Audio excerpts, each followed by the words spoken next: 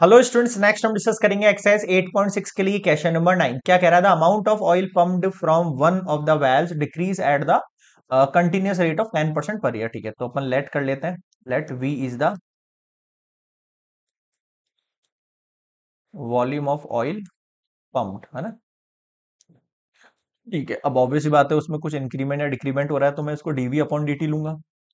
ठीक है, और ये कंटिन्यूअसली डिक्रीज हो रहा है तो मैं माइनस का साइन लगाऊंगा 10% ऑफ वी से। भाई वी का 10% डिक्रीज हो रहा है तो -10% कर दिया, और अगर इंक्रीज होता है तो +10% करते थे। यहां तक क्लियर है? ठीक है, चलो स्टार्ट करते हैं। अब DV upon D T equals to 10%, मतलब 10/100 मल्टीप्लाई वी। जीरो से जीरो गया, वी को नीचे भेजो। डीवी के नीचे आ गया है वी इक्वल्स टू में 1/10 एज इट इज है, मल्टीप्लाई में डी टी आ गया। ठीक है, फिर वही बोथ साइड इंटीग्रेशन कैसा होगा भाई? Integrate DV upon V equals to 1/10 integrate D T plus C. 1/v का कितना हो जाएगा? लॉग वी हो जाएगा। 1/10 एज इट इज है, इसकी वैल्यू टी हो जाएगी, और ये प्लस में सी हो जाएगा। ये आपकी फर्स्ट इक्वेशन है। अब इनिशियली अगर मैं मान के चलूं, इनिशियली टी इक्वल्स टू, अगर मैं जीरो कंसीडर करता हूं and V equals to V not consider करता हूं, स्टार्टिंग का वॉल्यूम जो है वी नॉट है ना। तो ये लॉग ई बेस पर मान रहे हैं कुछ भी, है ना। वी नॉट इक्वल्स टू 1/10 और टी का वैल्यू जीरो प्लस सी, तो सी का वैल्यू कितना हो गया तुम्हारे पास? लॉग ई वी नॉट हो गया। इसको आप टू इक्वेशन गैस कर सकते हो सी। अब इस सी वाली इक्वेशन को फर्स्ट में पुट कर दूं, बिल्कुल कर सकते हैं, आ जाओ। Put equation two in equation one, है ना। Log E V equals to 1/10। एक सेकंड रुकना यार, माइनस का साइन कहाँ गायब कर दिया अपन ने? सही टाइम पे दिख गया। चलो माइनस का साइन लगा लेना भाई, है ना। तो ये पूरा जीरो होगा ना अपने पास।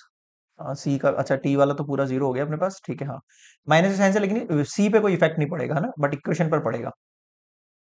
-1/10 टी प्लस सी, प्लस सी का वैल्यू अपना क्या मान रहा है? Log E we not. इसको इधर भेज दूं, लॉग ई वी माइनस, ये बेस अपने ऐसे ही लगाया है ना। -1/10 टी कितना हो जाएगा? ये log E V upon V not equals to -1/10 T. यहां तक बताओ क्लियर है क्या? ठीक है, अब ये अपने पास नई इक्वेशन बन गई जिससे अपन सॉल्यूशन करेंगे, जिसको मैं थर्ड इक्वेशन नेम दे रहा हूँ, है ना। अब सुनना, when will the wells output fall to 1/4 of its present age. क्या बोला उसने? प्रेजेंट वैल्यू, है ना।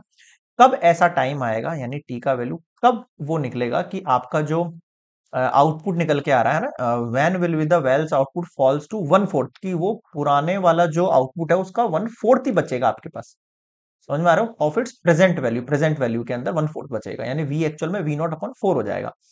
तो अगर ये चीज मैं अप्लाई करूं, वी की जगह मैं पुट कर रहा हूं यहाँ वी नॉट अपॉन 4, और अपॉन में V not equals to -1/10 T. यहां तक भी ठीक है।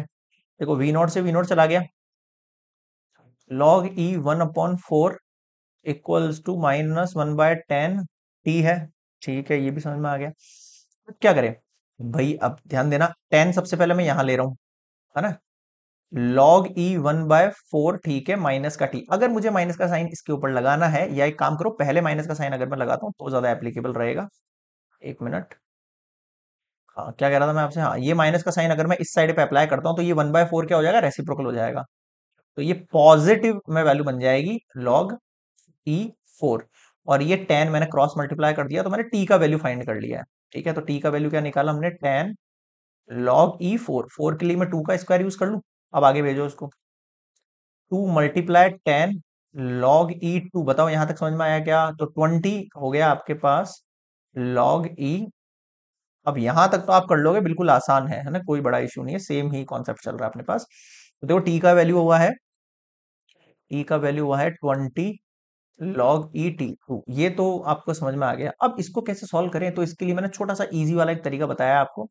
जब भी ऐसी कंडीशन मिले आपको, log with base E x, तो उसकी जगह आप क्या लिख सकते हो? यहां पर इसको आप चेंज करके 2.303 log with base 10 and this value of x.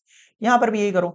यहां पर अगर मैं ये वैल्यू अप्लाई करता हूं 2.303 लॉग विद बेस 10 और x की जगह यहाँ पर 2। ठीक है, क्योंकि विद बेस 10 वाली इजी 10 वाली वैल्यू फाइंड करना आसान है अपने लिए, है ना। तो एक्चुअल में 20 मल्टीप्लाई 2.303, यहां तक समझ में आ रहा है सबको क्या कहना चाह रहा हूँ। इसका वैल्यू कितना होगा, वैसे मैंने आपको बताया कि आप लॉग 1 से लेकर 10 तक की वैल्यूज याद कर लो, थोड़ा सा आसान रहेगा। अनलेस आपको क्या है, लॉग निकालना चाहिए, आना चाहिए आपके पास, एग्जाम के अंदर लॉग टेबल मिलेगी अगर आपको लॉग की वैल्यू मिलती है तो। अनलेस आपको यहाँ पर ब्रैकेट में वैल्यूज मिल जाएंगी, है ना। वैसे आप इमेजिन करके चलो आपको नहीं मिलेंगी वैल्यूज और आपको लॉग फाइंड करना पड़ेगा, उसके लिए आप क्लास 11th वाली प्लेलिस्ट देखो और लॉग फाइंड कर लो। मैं डायरेक्टली वैल्यू लिख रहा हूँ ना, इसकी डायरेक्ट वैल्यू 0.3010 होती है। ठीक है, अब आप इन सबको मल्टीप्लाई कर लो कैलसी के अंदर। ठीक है, नहीं आपको कैलसी लगाना, कैलसी तो मैं यूज करूंगा, है ना। आपको तो क्या करना है, एक सेकेंड, 2.303 फिर मल्टीप्लाई है 0.30 और 10।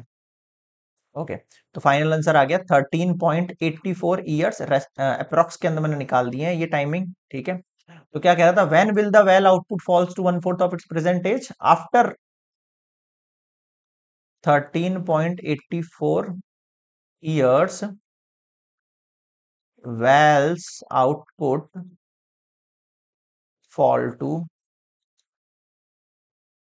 1/4 of its present वैल्यू। बताओ समझ में आया क्या, क्लियर है यहाँ पर सभी को, इससे रिलेटेड डाउट लगे तो बताना कमेंट में मुझे, वैसे आ जाएगा समझ में। ठीक है, लॉग वाला जो फंडा है उसके लिए मैंने आपको बता दिया, लॉग टेबल सीखनी होगी, लॉग और एंटी लॉग दोनों कॉन्सेप्ट आपको सीखने पड़ेंगे, उसके लिए आप क्लास 11th वाला प्लेलिस्ट देखो, चैप्टर नंबर 2 है, बता रहा हूँ मैं आपको। ओके, नेक्स्ट देखेंगे क्वेश्चन नंबर 10।